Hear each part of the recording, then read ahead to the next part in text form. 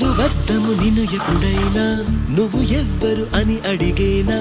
ఆ చిత్రమే గమనిస్తున్నా కొత్తగా నువ్వు విన్నది నీ పేరైనా నిన్ను కాదని అనిపించేనా ఆ సంగతి కనిపెడుతున్నా వింతగా నీ కన్నుల మెరిసే రూపం నాదేనా అనుకుంటున్నా నీ తేనెల పెదవులు పలికే తీయదనం నా పేరేనా అది నువ్వే అని నువ్వే